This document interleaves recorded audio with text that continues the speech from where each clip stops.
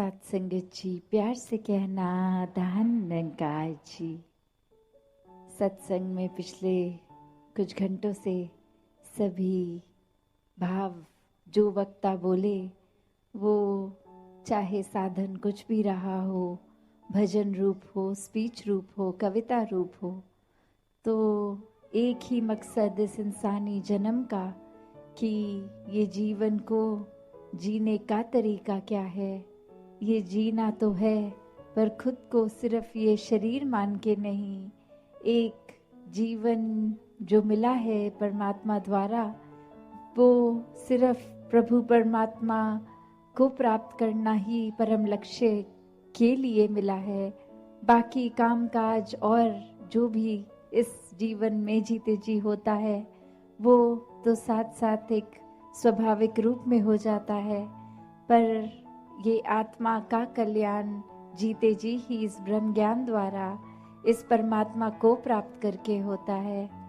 तो एक आत्मा जो हमेशा से एक बंधन में बंधी हुई, एक सल्वेशन, मुक्ति, आज़ादी की बात इस आत्मा की, तो वो मनुष्य जन्म में ही संभव है।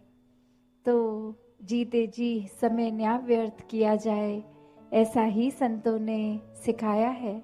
तो हर किसी ने हर समय पे यही मनुष्य को रास्ता दिया, जो आज भी संत दे रहे थे कि जीने को पूरा जीवन जो मिला है उसको कैसे जीना है। एक सिर्फ समय व्यर्थ करके या फिर एक किसी की नकल करते करते, जैसा वो कर रहे हैं, जैसा एक रिवाज, एक परंपरा, वैसा ही बिना समझे कारणों के करना है, या अपने जीवन को हर पल जीते जी वो कारण समझना है कि किस तरह जीवन खूबसूरत बनाया जाए, ये धरती खूबसूरत बनाई जाए। जिस समय हम इस धरती पे आए, ये धरती को जब छोड़ के जाएं, तो किस तरह उसको और सुंदर बना के जाना है। एक प्राकृतिक रूप में भी जहाँ एक कर्तव्य है हम सबका, किस तरह ये दूषित हवा को पेड़ उगा के भी स्वच्छ किया जा सकता है, और ये कचरा ना फैला के एक उस रूप में अपनी नियमित जगह पे वो कूड़ा इकट्ठा करना, और कैसे वो रिसाइकल की भी बात आती है कि व्यर्थ चीज़ नहीं करके उसका किसी और तरीके से भी इस्तेमाल करना। वहीं वो बात कि ये फिर प्रदूषण सिर्फ बाहरी संसार का नहीं, ये जीते जी हमें अंतर मन को भी साफ करना है, इस परमात्मा को और बसा के, जो कि पहले ही हमारे भीतर भी है, बाहर भी है, कण कण में है, हर जगह है।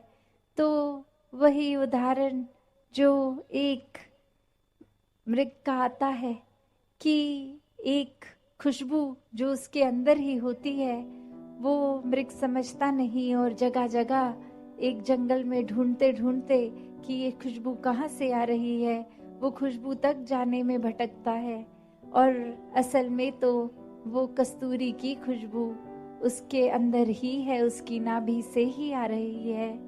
और कैसे ये समय फिर व्यर्थ हो जाता है सिर्फ और सिर्फ वो भटकन में। तो ये पहचान परमात्मा की जब हो जाती है, तो वो भटकन एक समाप्त हो जाती है आत्मा की। अब उस तरह देखें तो फिर जिस तरह उस मृग को बता दिया जाए कि इधर उधर भटकने की जरूरत नहीं है, आप जिस स्थान पे हो उसी स्थान पर ये खुशबू भी है। तो बात वही, परमात्मा हर जगह है, अंग संग है। जिस समय, जैसे अभी भी आवाज लगा रहे थे महापुरुष के, ये ब्रह्म ज्ञान की दात आज सत्संग के बाद भी ये प्राप्ति की जा सकती है। तो बात वही कि सिर्फ सत्संग में आने का मतलब सिर्फ वो नहीं कि आए एक क्रिया रूप में बैठ गए, कुछ सुना भी, कुछ अनसुना किया, कुछ अपना ध्यान इधर उधर लगा लिया, भटका लिया, पर मूल को नहीं पकड़ा। मूल तो बस ये परमात्मा ही है। इस परमात्मा को जो पकड़ लेते हैं, मन में बसा लेते हैं, हर समय इसका दीदार करते हैं, एक एहसास में इसी निराकार के रहते हैं तो वो ही वाक्य ही संत है। उनका जीवन हर पल भक्तिमय है, वरना तो भक्तों के ऊपर ऐसे जीवन जीने के लिए उनका तो कारण था ये परमात्मा, पर दुनिया ने सिर्फ एक वो पकड़ लिया कि जिस तरह उन्होंने किया हम भी वही करेंगे, पर मूल नहीं पकड़ा, ये परमात्मा को जानने की जिज्ञासा नहीं अंदर रखी, इस परमात्मा को प्राप्त नहीं किया, तो फिर सिर्फ एक दिखावा, एक नकल रूप ही करना तो एक जीवन को सफल नहीं बनाया। क्योंकि वो एक उस तरह की बात है कि अगर कोई एक घाव है, चोट है, तो उसको पहले मरहम लगा के वो अपनी त्वचा को, स्किन को नॉर्मल करना है, वरना तो एक छुपाने के तौर पे ऊपर से मेकअप लगा के भी छुपा दिया जाता है। तो बात वही कि ये ऊपर की सुंदरता नहीं, ये अंदर से भी सुंदर होना है। ये हर किसी के अंतर मन की जो भटकन ये आत्मा की, ये सिर्फ और सिर्फ इसका समाधान ये परमात्मा ही है। जैसे ही इस परमात्मा को देख के भक्ति की शुरुआत की जा सकती है, उसी तरह फिर अपने मनों में और गुणों को भी अपनाया उसी पल से जाया जा सकता है। और वो फिर एक ऊपरी मेकअप की तरह अच्छा व्यवहार नहीं, एक अंदर से वो जिस तरह इस नाभि में खुशबू उस मृग के, तो वही अंदर से बाहर की सुंदरता तभी बनती है जब एक एक मानवीय गुण हम पहले खुद बन जाते हैं। सिर्फ प्यार की बात ही नहीं, पहले प्यार बनकर फिर प्यार बांटना। सिर्फ एक विशालता की बात नहीं, इस विशाल निराकार परमात्मा से जुड़ गए। ये इतना विशाल जिसका कोई अंत ही नहीं है, कोई शुरुआत ही नहीं है। जब इसके साथ मन जोड़ लेंगे तो हम भी अपना मन इतना विशाल बना लेंगे कि सबको अपना लेंगे। हर किसी की कमियां हो ना हो उससे फर्क नहीं, कि सब प्यारे हैं, सभी इस परमात्मा की संतान हैं, सब में यही एक परमात्मा का निवास, सभी प्यारे, सभी श्रेष्ठ।